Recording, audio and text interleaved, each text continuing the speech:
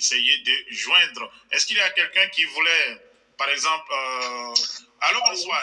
Allô? Oui. Bonsoir. Bonjour, Bonjour. Isaac. Bonjour. Bonjour à toute l'équipe d'Elvic TV et puis bonjour aussi à tous les web spectateurs comme moi. Bonjour, depuis le Canada. Alors, je voulais intervenir à la suite du frère qui vient de parler. Bon, moi ce que je voudrais lui dire, c'est que en fait, la politique, c'est un peu comme un jeu d'échecs. Tout à fait. Ce n'est pas quelque chose qui est linéaire, ce n'est pas quelque chose qui est 1 + 1 = 2. Voilà, donc on n'y met pas de l'émotion et on n'y met pas de la passion. Tous les problèmes qui se posent ont toujours une solution quelque part. Ouais. Et donc, la question du président Laurent Gbagbo dont il parle comme ça, là, moi je ne pense pas que, parce que tout de suite on a enlevé son nom, donc ça allait enflammer toute la Côte d'Ivoire. En politique, si lui ne le sait pas, c'est qu'il ne faut jamais tirer premier. À moins que ton adversaire, tu la battes d'un seul coup et qu'il soit totalement inapte. Sinon, si tu le rates, bien entendu, si ta balle est finie, bon, mais s'il réplique, c'est lui qui va t'abattre. Donc, on fait les choses selon les contextes et puis selon les opportunités du moment. Donc, c'est tout ce que je pourrais dire comme remarque. Mais moi, j'aimerais intervenir sur 3 points. D'accord. Le premier point, c'était sur le débat d'hier, quand on a parlé du Mali et de la Côte d'Ivoire, le rapprochement. J'avais voulu intervenir, mais je n'avais pas réussi. Et puis bon, je pense que ce que j'avais dit, je voulais dire, ça avait été dit un tout petit peu en partie par professeur Saïri. Il était intervenu, je crois, vers la fin. Voilà. Bon, je pense que on ne peut pas trop comparer la Côte d'Ivoire et le Mali. Parce que le Mali a été bâti sur un esprit patriotique dès le départ. Même quand on prend tous ces pays sahéliens-là, quand on prend la Guinée, le nom de Sékou Touré a forgé le caractère des Guinéens. La position de Moussa Traoré par Modibo Keïta, au moment de la décolonisation, a forgé le caractère des Maliens. Et les Burkinabés également, eux, ils sont très patriotiques. Chez eux, c'est la patrie ou la mort. Donc, ces 3 nations qui sont forgées sur l'idée de la nation, l'idée du patriotisme, quelles que soient leurs différences ethniques ou quoi que ce soit, mais lorsque ça concerne la patrie, tout le monde parle de la même voix.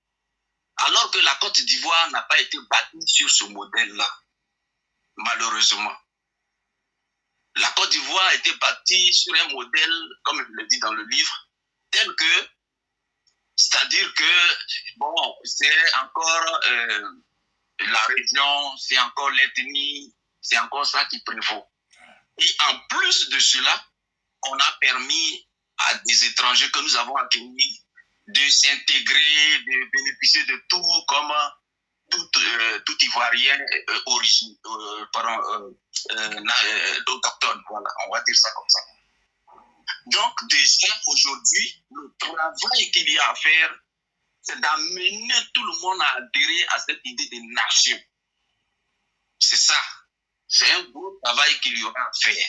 Et c'est ce que le prochain président, après toute cette période-là, aura fait comme un travail. Amener les Ivoiriens à avoir le patriotisme, à avoir l'idée de la nation avant toute autre chose.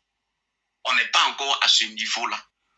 Donc, on ne peut pas se comparer à eux. Quant à la politique, parce que ce dont les gens parlaient hier, on parlait de pourquoi Laurent Gbagbo n'avait pas fait ceci, pourquoi il n'avait pas fait cela, alors que Assimi Goïta, c'était à peu près ça. Moi, ce que je peux... Oui. Voilà. Donc, moi, ce que moi je peux dire là-dessus, peut-être que ça va choquer les gars, mais je veux dire que moi, à mon avis, le président Laurent Gbagbo n'était pas prêt à prendre le pouvoir. Ça, il faut comprendre ça. Il n'était pas prêt. Il est arrivé au pouvoir par le concours de circonstances. Parce qu'on a enlevé le président Gueye par coup d'État. Le président Gueye est venu et dans le froufrou, bon, lui, il est tombé au pouvoir. Donc, il arrive au pouvoir, même pour nommer un premier ministre, il ne savait pas qui nommait premier ministre, c'est eux-mêmes qui l'ont dit. Hein? C'est dans les toilettes, ils sont allés se réunir pour choisir. Bouya, on est très très bon. Voilà, bon, écoutez, bonjour à tous. Aujourd'hui, nous sommes donc le 3 juillet 2023. Voilà, 3 juillet 2023. Je fais cette vidéo pour revenir sur l'actualité en Côte d'Ivoire. Donc, bonjour à tous. Aujourd'hui, je me présente, c'est Djoubian, hein, c'est mon surnom sur le net et je suis accessoirement seulement spécialiste de la France. Ben écoutez, je suis de temps en temps, tout naturellement, les vidéos qui sont faites par le frère Kofi Isaac. Il est depuis plusieurs mois maintenant basé à Bamako, au Mali. C'est là-bas que ça se passe et nulle part ailleurs, bien entendu. En tout cas, pour ceux qui veulent s'émanciper, ceux qui veulent sortir de la servitude volontaire dans laquelle nous sommes plongés depuis, j'ai envie de dire, fort longtemps. Hein. Tout naturellement. Donc ce frère-là, je crois qu'il s'appelle Begré, j'ai noté, mais bon, excusez-moi. Mais en tous les cas, si vous allez dans l'émission de Kofi, hein, vous allez dans l'émission de Kofi, c'est Elvic TV, voilà. Vous tapez ça sur YouTube, dans ses directs, et vous allez voir à la fin, hein, il donne les références. Il a sorti un livre hein, qu'il a diffusé un peu partout depuis l'année dernière. Il a même envoyé un exemplaire à Kofi en premier, enfin l'un des premiers à bénéficier de ça. Et visiblement, il essaie de expliquer dans cet ouvrage-là comment il envisage la Côte d'Ivoire pour les années à venir aujourd'hui et puis surtout les années à venir. Et donc, il aborde vraiment plein de points. C'est lui-même qui le dit, hein, parce que moi, j'ai pas connaissance du bouquin. Mais en tous les cas, ce qui est sûr, c'est que j'ai eu déjà écho quand il avait transmis à Kofi, puisque je regarde régulièrement l'émission de Kofi. Et apparemment, il aborde des sujets importants, notamment pour la réconciliation, notamment, bon, il a l'air d'être calé, hein, il a l'air d'être qualifié. Et c'est ainsi que, quand je vois ça, pareil, je me dis, mais vous vous rendez compte, avec le nombre de frères et sœurs qui sont dispersés à travers le monde, hein, la diaspora, toutes les expériences qu'ils ont, normalement, s'il y avait des gens intègres au pouvoir, il y avait des patriotes, eh bien, il est question de laisser entrer ces gens-là, de favoriser leur retour, que dis-je? Voilà, favoriser leur retour. Et il n'est pas question de dire que toi, tu es de l'Ouest, toi, tu es de l'Est, toi, tu es de Nord. Non. Et ce qui doit prévaloir, c'est défendre l'Afrique en premier, défendre la nation. Et vous avez bien vu, qu'est-ce qu'il a expliqué tout à l'heure? C'est pour ça que j'ai pris cette partie-là. Il dit, mais ils ont tendance, là, les frères ivoiriens, la Côte d'Ivoire, à comparer avec le Mali, avec ce qui se passe au Mali. Alors qu'il y a des fondamentaux qui doivent être plantés. Il faut planter le décor. Et donc, lui, il explique, il dit, mais voilà, il faut vous rappeler, le Mali, il y a les pères d'indépendance, en l'occurrence Modibo Keïta, qui militait pour faire prendre conscience aux Maliens. Puis ça remonte à loin, l'histoire malienne. C'est pour ça que d'ailleurs, je me dis, mais on minimise. Hein, les colonels, ils sont héritiers d'une histoire très très longue. Ben oui. Hein, l'histoire du Mali, l'histoire du peuple mandingue. Donc, vous comprenez? Bon, je suis pas un spécialiste, hein, mais le peu que je sais déjà, je me dis, mais quand j'ai cogite à mon petit niveau, je dis, mais vous vous rendez compte? Donc, il y en a qui sont surpris, alors que, en fin de compte, c'est même pas très surprenant. C'est une suite logique. Des gens qui, ils ont ça en eux. Vous comprenez? Pour libérer l'Afrique, parce que c'est même inscrit. Vous voyez, déjà dans les années 60, vous regardez les hymnes nationaux des différents pays. Voilà, cette zone-là, voilà, toujours pareil. Hein, la zone des aliénés, la zone des complexés, des corrompus. Voilà, et j'ajoute la zone des jaloux et des sorciers. On peut s'en sortir. Pour ceux qui veulent bien, hein. Voilà, c'est une question de volonté personnelle, volonté collective et surtout volonté politique. Voilà, c'est très clair. Donc, qu'est-ce qui se passe? Il donne les exemples. Le cas du Mali, le cas du Burkina Faso, hein, avec le capitaine Thomas Isidore Noël Sankara. Voilà, il a forgé comme ça un esprit de révolution, hein, de dire que c'est la patrie avant tout. Son slogan habituel, rappelez-vous, hein, la patrie ou la mort, nous vaincrons. Donc ça, il y a toute une génération. D'ailleurs, ceux qui sont au pouvoir aujourd'hui, hein, Ibrahim Traoré, là, le jeune capitaine, ben, figurez-vous que c'est du Sankara qui est réincarné tout naturellement. Hein, version, j'allais dire, 21e siècle, puisque Sankara lui-même, c'était le 20e siècle. Voyez, hein, Tout ça pour dire que en fait c'est une continuité et que les différents pays là qui ont été dessinés, qui ont été découpés comme de, je sais pas moi, balkanisés par ceux qui ont tenu la conférence à Berlin. Eh ben moi personnellement, ce frère-là, bon, visiblement, je considère qu'il est qualifié. Quand on l'écoute parler, vraiment, c'est pas mal. Mais simplement, où je suis pas d'accord avec eux, avec lui, là en l'occurrence, c'est que dans ses explications, hein, eux, ils sont là, Côte d'Ivoire, Bénin, Bénin. Non, non, non, non. Moi, je suis panafricain et que par conséquent, je dis, il est plutôt question au XXIe siècle de remettre en cause justement tous ces tracés-là. Si on ne fait pas ça, c'est qu'on n'a pas vraiment compris ou alors on refuse de comprendre. Il y a ça aussi. Le problème d'aliénation, suivant les degrés. Voilà. Vous comprenez?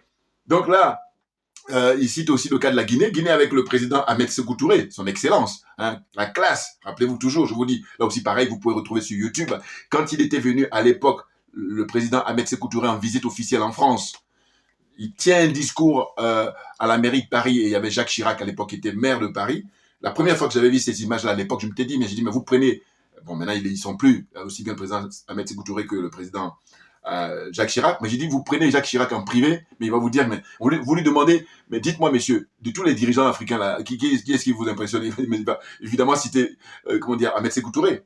Parce que le monsieur d'un charisme énorme et le discours qu'il a prononcé à la mairie de Paris, je vous dis, vous pouvez retrouver ça facilement. Et on va dire merci à ceux qui ont inventé Internet parce que c'est disponible. Hein, voilà. Sur YouTube, tapez mairie de Paris, discours du président Ahmed Sékou Touré. Bon, voilà. Donc, en gros, ce qu'il explique, il dit que on ne peut pas comparer la Côte d'Ivoire avec ces pays-là parce que la Côte d'Ivoire avec ses équipes, mais la Côte d'Ivoire, c'est Houphouët-Boigny. Voilà. Et d'ailleurs, votre serviteur pour cette émission-là, en tout cas, Isaac Kofi, il est lui-même PDCI. Voilà. Il le dit souvent, hein, il est membre, hein, il a un poste important hein, dans le directoire là, du PDCI. Voilà. Alors que je dis, c'est dommage, c'est regrettable parce qu'il est beaucoup plus jeune que moi. Et ce que je veux dire par là, c'est que Houphouët-Boigny est à l'origine de ce qu'on est en train de vivre là, tout le combat qu'on est en train de mener, les colonels au Mali, l'autre colonel qui est en Guinée, le capitaine au Burkina Faso, hein, tous ces gens-là, le combat qu'ils sont en train de mener pour libérer l'Afrique, mais c'est Houphouët-Boigny qui, hein, il n'est pas le seul, mais en tout cas lui, il a joué un rôle très, très important hein, pour nous plonger dedans. Et donc, on ne comprend pas pourquoi des gens, au XXIe siècle, continuent à toujours comme ça prendre Houphouët comme référence. Et donc, ils sont dans un paradoxe énorme, bien entendu, parce qu'ils vont te dire qu'ils combattent la France-Afrique, alors que si tu veux combattre la France-Afrique, c'est déjà de faire un mea culpa, c'est déjà de remettre en cause la politique qui a été menée par M. Félix Houphouët-Boigny. Oh, ils le font pas. Ils le font pas parce qu'ils estiment qu'il a eu raison de faire ça et tout, donc ça part dans tous les sens, on comprend rien, on cherche pas à comprendre n'importe quoi. Je crois qu'il était d'ailleurs perturbé, Kofi, quand le gars lui parlait, il lui disait, mais la Côte d'Ivoire, si vous regardez, comment on appelle ça, comment l'Ivoirien a été construit avec Houphouët-Boigny, ça donne quoi? Mais c'est pour ça qu'on a du mal, on a un mal fou, hein, justement, la Côte d'Ivoire, à se sortir, comment dire ça, de l'impérialisme, de le colonialisme et de la France-Afrique, très clairement. Et d'ailleurs, moi, au début, quand il y a les colonels qui sont arrivés au Mali, et tout ce bouillonnement là depuis 2-3 ans, je me disais que l'idéal, hein, alors évidemment, comme j'aime beaucoup les symboles, j'ai dit que ça aurait eu de la gueule que ce soit la Côte d'Ivoire qui soit le premier pays à sortir de la France-Afrique. Or, finalement, le temps qui est en train de passer, je me dis, mais en fin de compte, la Côte d'Ivoire sera malheureusement, le dernier pays à sortir de la France-Afrique. Et ça va ralentir le mouvement. Pourquoi? Parce que la Côte d'Ivoire était... encore que bon, je dis ça, mais c'est vrai que on sait jamais.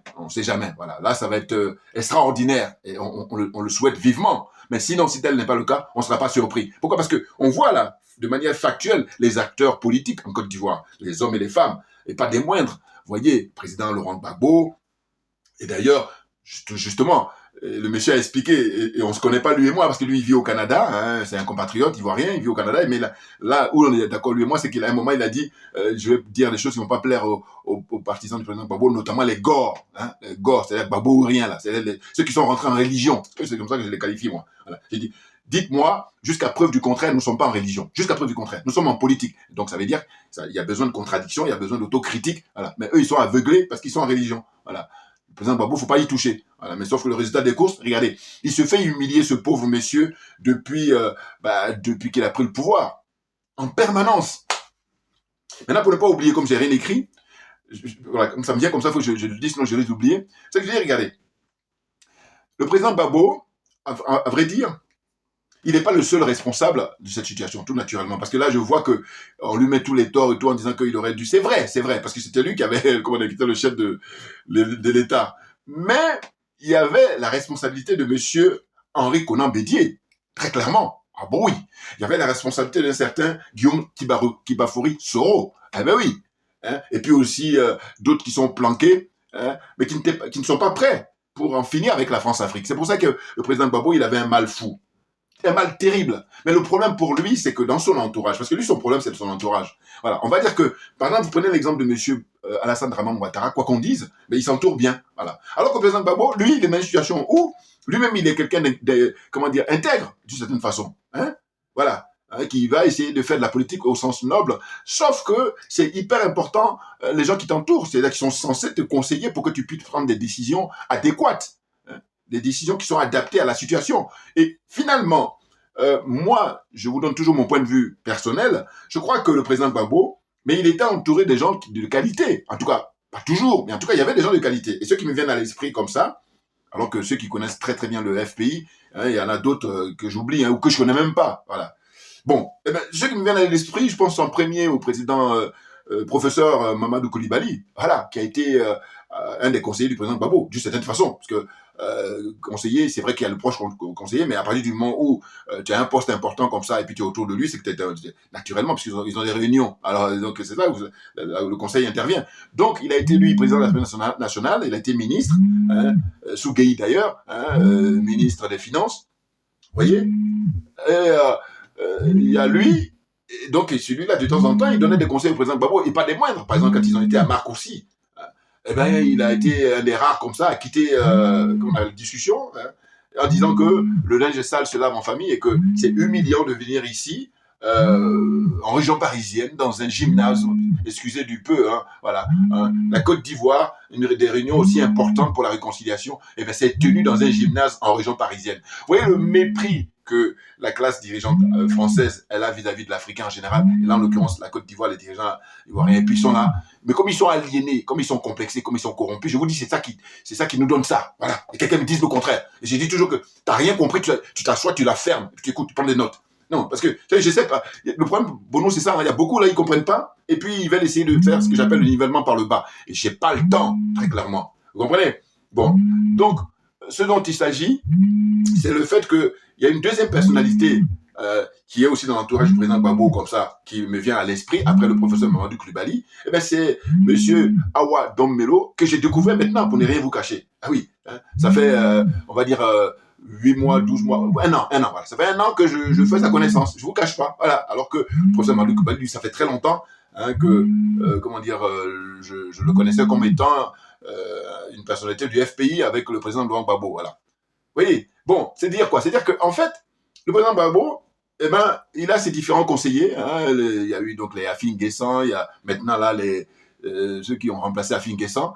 Mais le problème, ce que je pense moi personnellement, c'est que je dis, il n'a pas écouté les bonnes personnes et il n'écoute toujours pas les bonnes personnes. Ah oui, parce que tous ces gens-là qui sont autour de lui, la plupart, c'est des francs-maçons, à 99%. Voilà, là j'essaie de faire une certaine indulgence. Hein.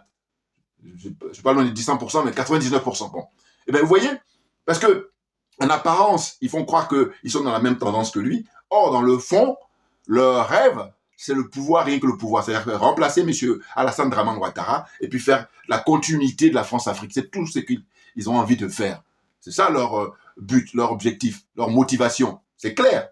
Et donc, je vais dire quoi par là? Je vais dire par là que si le président Gbagbo, il prenait la peine d'écouter les bonnes personnes, les bons conseillers, eh bien, il écouterait M. Mamadou Koulibaly, déjà depuis longtemps, ou il écouterait aujourd'hui M. Awa Dombelo, par exemple. Oui, parce que lui, il est un des conseillers des BRICS, hein, donc, pour dire qu'il est à la page, pour dire que là, il vit avec son temps, parce que les adeptes de l'OTAN, c'est le 20e siècle, et le 21e siècle, c'est les BRICS. C'est-à-dire hein, les grands pays qui sont les fondateurs, vous avez donc hein, le Brésil, hein, vous avez la Chine, vous avez la Russie, vous avez l'Inde et l'Afrique du Sud. Hein.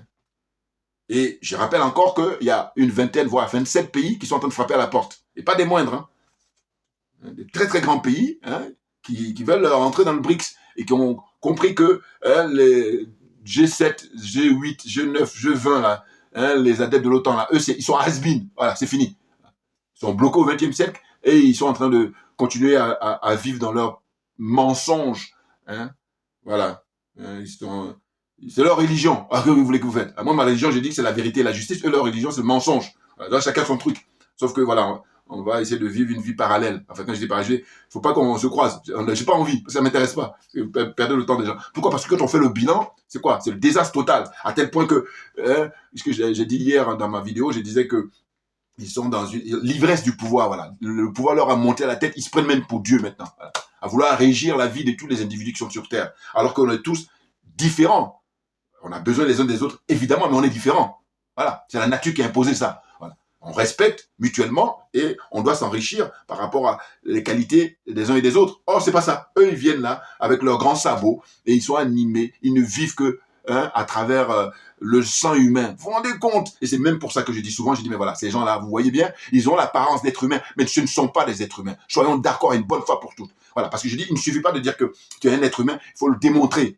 Et déjà, le fait de anéantir comme ça, de manière gratuite, sans raison, ton prochain, c'est-à-dire un être humain comme toi, voilà, et des gens très qualifiés, hein, qui ont déjà fait des bouquins, qui ont écrit sur le fait que si tu tues un être humain, tu te tues toi-même. Enfin bon, je ne vais pas rentrer, c'était beaucoup plus profond que ça. Voilà. Mais en tout cas, des gens qui ont écrit, qui sont qualifiés, voilà. Là, ça donne à réfléchir. Voilà. Donc, le président Gbagbo, moi, je crois que le problème fondamental avec lui, c'est vraiment la continuité comme ça, qui se retrouve avec des gens, mais qui profitent plutôt de sa notoriété, hein, profitent du fait que c'est quelqu'un qui a un charisme, tout naturellement, mais malheureusement, ils n'ont pas les mêmes motivations que lui. Et bon, alors, pareil, je vais donner mon point de vue. En réalité, vous savez que, comment ça se passe? Les Français, comme eux, ils bossent 24 heures sur 24 sur tous les dirigeants africains, en tout cas, toute l'élite africaine, très clairement. Qu'est-ce qu'ils font? Mais ils font les repérages. Et en ce qui concerne le président Gbagbo, eh ben, ils savent que sur le plan de l'argent, ils s'en foutent, hein, il n'est pas dans la cupidité. Qu'est-ce qu'il y a encore? Il n'est pas dans des trucs, comment dire ça, obscénité, vous savez, les mœurs, machin. Par contre, il a un faible, c'est les femmes. Voilà. Et là, ils l'ont chopé. Ah, je le dis aujourd'hui, hein, parce que je pensais depuis trop longtemps. Bon, ça, c'est une autorité publique, hein, c'est pas nouveau. Bon. Eh ben, pourquoi j'en parle? Mais parce que l'actualité nous apprend que, ça y est, le divorce a été prononcé au palais de justice en Côte d'Ivoire. À savoir que, ça y est, officiellement, lui et Madame Simone Gbagbo, hein, Madame Simone, Simone et Yves, voilà, ils ont divorcé. Maintenant, c'est officiel. Bon, elle, comme c'est une bonne politique, hein, eh ben, elle a été, paraît-il, dans une visite là-bas à Gagnoa, et puis elle a rappelé que malgré la décision de justice, eh ben, elle reste toujours l'épouse du président Laurent Gbagbo. C'est extraordinaire. Voilà, c'est une femme qui a de l'expérience. Oui, oui, oui. Donc le président Gbagbo, qu'est-ce qu'ils ont fait? Eh ben, ils l'ont fourré là. Comment il s'appelle? J'allais dire Biba Touré, mais entre autres, mais c'est pas elle qui m'intéresse a priori. C'est plutôt son épouse là, son épouse là, voilà, voilà. Hein, comment il s'appelle déjà? Nadi Bamba, voilà, Nadi Bamba. Eh ben, Nadi Bamba, excusez-moi, je le dis aujourd'hui encore, peut-être que je l'avais déjà dit dans le passé, hein, mais là, je l'aurais dit là maintenant, parce que comme il y a eu le divorce qui est prononcé, eh ben, comme je dis, moi, ma religion, c'est la vérité et la justice, eh ben, la vérité et la justice, pour ceux qui le savent, c'est tant mieux ceux qui le savent pas, mais je le dis. En fait, Nadi Bamba, c'est quelqu'un qui a couché avec Guillaume Soro. Elle a couché avec Ahmed Bakayoko. Elle est sortie avec tous ces gens-là. Donc, vous comprenez, alors on me dira, oui, mais bon, c'est des adultes, donc, oui, mais je peux vous dire que ça donne à réfléchir. Et c'est là où je dis, ça m'amène à dire que voilà, le président Gbagbo, lui, c'est sa faiblesse. Là. Et c'est là-dessus qu'ils ont chopé. Et maintenant, qu'est-ce que ça donne? Mais c'était d'une certaine façon pour le neutraliser. Ah bah oui, parce que elle, c'est une infiltrée, Nadi Bamba. Très clairement. Eh ben ça va déplaire aussi au gore. C'est toujours pareil. Mais parmi eux, heureusement qu'il y a des gens qui sont lucides, et des gens qui sont honnêtes. Parmi eux, je veux dire par là que il y en a beaucoup qui savent, mais par contre, ils disent, il faut pas toucher. Parce que comme c'est Gbagbo, c'est Dieu, donc non, mais n'importe quoi. Vous allez où avec ça? Regardez, on continue à l'humilier. Ce monsieur, c'est celui à qui on doit la démocratie en Côte d'Ivoire. Bon, et qu'est-ce qu'il paye avant de mourir, là, avant de quitter cette terre? Eh bon, l'humiliation permanente, mais c'est pas possible. Le fait que on nie sa citoyenneté, mais c'est beaucoup même plus violent même que quand on l'amène à la CPI, très clairement. Bah oui. Lui, c'est lui qui s'est battu toute sa jeunesse, toute sa vie, pour qu'il y ait de la démocratie en Côte d'Ivoire, et qui commence dans ses balbutiements. Mais regardez comment il est traité. Et là, il a ses conseillers là qui sont là, qui font le malin, ils prennent le micro et n'importe quoi. Non mais vous êtes trop léger, allez-y faire autre chose. Voilà ce que je dis souvent. Ah oui, allez faire autre chose, parce que ces gens-là, ils ont des métiers. Là, qui sont, comment dire, financiers, professeurs, tout, va faire là-bas. Voilà. Parce que là, la politique dans laquelle on est là, vous n'êtes pas là pour servir l'intérêt général. Très clairement, vous êtes là pour votre propre business et c'est cette culture-là qui fait que on va toujours attendre. Et je dis que la Côte d'Ivoire, malheureusement, sauf un coup de théâtre, sauf vraiment un miracle, hein, on pourrait effectivement rejoindre rapidement le Mali avec les colonels, hein, rejoindre le Burkina Faso avec le capitaine Ibrahim Traoré. Voilà. Mais sinon, on sera le dernier pays à sortir de la France-Afrique, malheureusement. Mais oui, non, mais regardez, Monsieur Ouattara, il est tranquille, tout le monde est tétanisé. Pourquoi? Et puis voilà, ce que je voulais dire, c'est que je vais essayer de l'appeler quand même un jour, enfin, les prochains jours, Isaac Kofi. Quand je vais l'appeler, je vais dire pour participer à son émission. Jusqu'à présent, je me suis gardé parce qu'en fait, je partais toujours du principe que moi, comme j'ai eu l'occasion de faire mes vidéos, donc honnêtement, je laissais la place. Voilà, c'est comme ça que je vois les choses, à vrai dire, à vrai dire. Mais là, ce qui a fait que je dis qu'il faut que j'appelle, c'est que souvent, quand il a des invités comme ça, avec des gens qui appellent pour intervenir, il leur pose la question. C'est une question récurrente. Bon, qu'est-ce qu'on fait par rapport au fait que M. Ouattara, visiblement, l'opposition n'arrive pas à le renverser ou il pose la question. Ça revient, c'est récurrent. Et du coup, moi, si vous regardez mes vidéos passées, j'ai déjà donné la recette. Ah oui, à mon petit niveau, à mon petit niveau. Parce que je dis, chacun de nous a un génie, chacun de nous a une énergie qui lui est personnelle. Il faut juste le respecter, puis on compose ensemble et ça finit par donner la victoire pour tout le monde, bien entendu. Mais comme on est dans la zone des aliénés, la zone des complexés, la zone des corrompus, et j'ajoute la zone des jaloux, la zone des sorciers, c'est pour ça que là, on est dans une situation comme ça de tourner en rond. Et si on tourne en rond, on recule. Ça, c'est une leçon que j'avais reçue d'une de mes profs que j'avais quand j'étais au lycée. Mais elle dit, dans la vie, il n'y a pas deux façons. Soit vous avancez, vous progressez, soit vous régressez. C'est pas dire, elle dit, le fait même de rester en rond, là, tu régresses parce que les autres avancent. Hein. Voilà.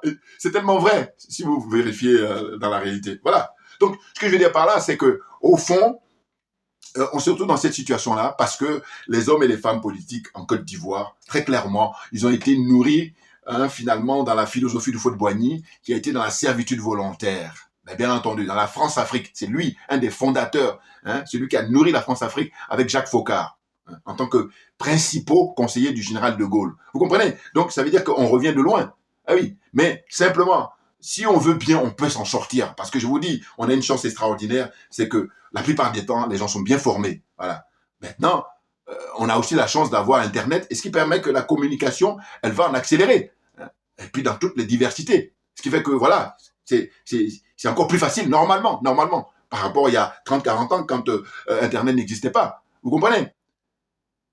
Or là, on se trouve avec des gens qui veulent toujours continuer cette recette du XXe siècle alors que nous sommes au XXIe siècle. Donc je disais que le président Laurent Gbagbo, le fait qu'il n'écoute pas ces deux personnalités-là, encore que je vous dis, il y en a eu d'autres qui ont été même assassinés. Voilà.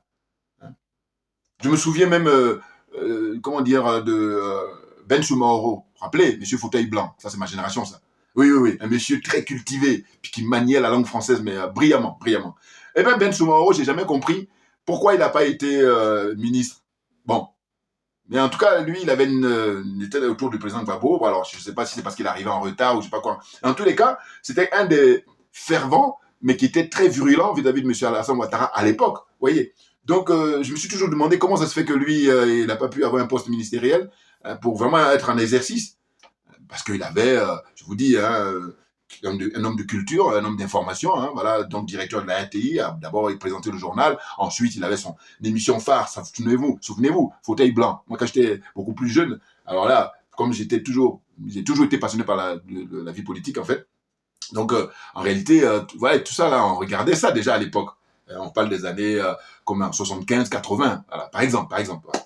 Donc, j'en reviens à ça, à dire que le président Gbagbo, il a du monde. Il y a des gens qui sont dans la tendance franc-maçonnerie, puis il y en a d'autres qui ont une autre tendance, mais qui seraient beaucoup plus progressive, progressistes, enfin au sens de dire, bon voilà, on va essayer d'avancer. Mais non, ils sont rétrogrades les mecs, ils sont anachroniques, ils sont dans l'anachronisme. Oui. Katina, là, je ne le sens pas du tout. Il n'y a pas que lui, Qui encore que je vais citer que je ne sens pas. Voilà, ils sont ceux-là même, malheureusement, qui le président Gbagbo, il écoute. Et là, maintenant, ça donne quoi? Ça donne que ils sont en train de, comment dire, réfléchir comment ils vont se comporter. Il est radié, et même malgré tout, on va quand même aller se présenter en septembre pour l'élection aussi bien des maires, pour les conseillers municipaux, là, puis donc les élections municipales, et puis aussi les régionaux, l'élection régionale. Pour les conseillers régionaux, voilà. C'est en septembre. Et donc, ils sont dans ces discussions-là, j'imagine, et puis dire, bon, on va quand même y aller et tout. Mais c'est n'importe quoi. Non. Donc, maintenant, pour finir ma vidéo, j'ai dit, pour ceux qui n'ont pas regardé mes vidéos anciennes, quand on pose la question de savoir comment on fait pour faire partir M. Gbagbo, enfin, M. Alassane Ouattara, excusez-moi. Mais pour faire partir M. Alassane Ouattara, la clé est dans les mains, je vous dis, de M. Laurent Gbagbo et de M. Henri Konan Bédié. Tout simplement. Bon, j'oublie pas Guillaume Soro, là. L'autre qui se cache, on ne sait pas où, mais je vous dis, les services secrets français savent où est Guillaume Soro. Voilà. Donc, finalement, ces 3 personnes-là peuvent faire partir M. Ouattara quand ils veulent. C'est-à-dire, au moment où je suis en train de faire cette vidéo, on est quand? Aujourd'hui, on est le 3 juillet 2023. Eh bien, s'ils veulent bien ces 3 personnalités-là, avant la fin du mois de juillet, monsieur comment dire ça, en fait, la France-Afrique tombe. Voilà, c'est ça. Parce que M. Ouattara n'est ni plus ni moins que le porte-parole, que le soldat de la France-Afrique. Donc, si M. Guillaume Kibafouri Soro, si M. Henri Konan Bédié, si M. Laurent Gbagbo, s'ils veulent bien, eh bien, ils peuvent faire partir très vite, mais tranquillement.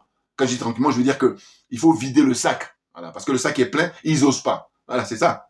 Et oui. Donc, qu'est-ce que j'ai préconisé? Parce que je vais le redire encore. Ceux qui ont déjà regardé mes vidéos dans le passé, ils ont vu. Mais là, comme j'ai vu qu'il y a des gens qui commencent à me suivre, enfin, en tout cas, qui prennent en marche, eh bien, voilà ce que j'ai préconisé. Je vais le redire là, parce que comme on dit, la répétition est pédagogique. Je lui dis, il faut juste simplement que les présidents, Laurent Gbagbo et Henri Konan Bédié, ils convoquent là, on va dire, allez, symboliquement, on va y aller vers la mi-juillet. Voilà. Même comme je dis, les symboles, c'est très fort. Ils convoquent là, le 14 juillet 2023, ils convoquent une conférence de presse. Les médias nationaux, la Côte d'Ivoire, les médias africains, et puis, surtout, il ne faut pas oublier les médias français. Voilà, eux, il faut les mettre en premier rang. Et qu'est-ce qu'ils vont dire dans cette conférence de presse qui va être la plus courte de leur histoire?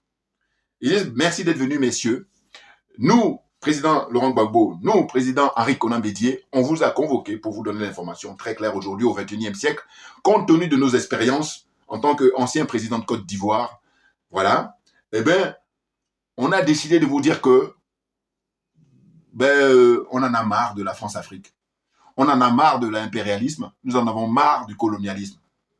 Donc, nous demandons, nous exigeons la fermeture de toutes les bases militaires françaises en Côte d'Ivoire. Sans délai. Voilà. Les colonels au Mali ont donné le ton, par exemple. Mais moi, j'avais déjà parlé dans mes vidéos passées où je disais qu'il faut qu'ils convoquent une conférence de presse. Et ça, quand je dis ça, c'est quoi? C'est que les petits malins, là, quand ils ont des arguments de dire « Oui, mais à leur âge, je ne peux pas marcher. » C'est pas de ça dont il s'agit. Conférence de presse, ils sont assis à la maison chez eux. Je dis même le président Gbagbo, soit dans sa résidence à Abidjan, ou alors à Ouargayo, là-bas, dans son village, là-bas. Mama, ils disent. Voilà. Il est assis là chez lui. Et puis, parce que c'est ça qui est génial aujourd'hui avec Internet. Voilà. Tu n'as pas besoin d'aller à Perpète. Donc, je balaye tout de suite les petits malins. Parce que je les connais. Oui, mais alors que ils font ça pour faire diversion. Alors que non. Évidemment qu'ils sont âgés.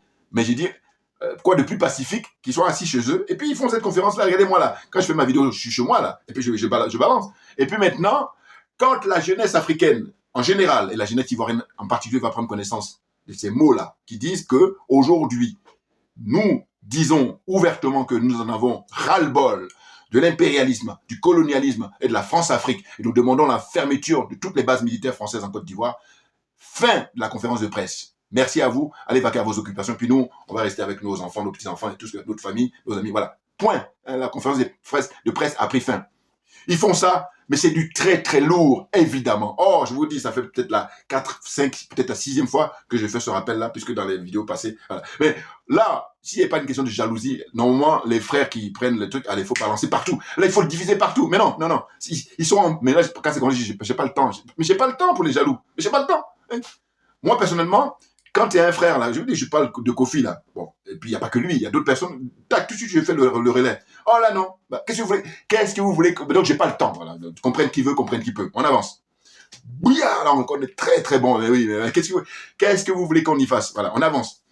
Donc voilà, aujourd'hui, ce que je voulais dire par rapport à cette vidéo-là, où le Kofi Isaac se pose toujours la question, déjà lui-même, il est dans le parti du PDCI, un parti ringard, parti du Fouet-de-Boigny, hein, comme ça, toujours dans la continuité.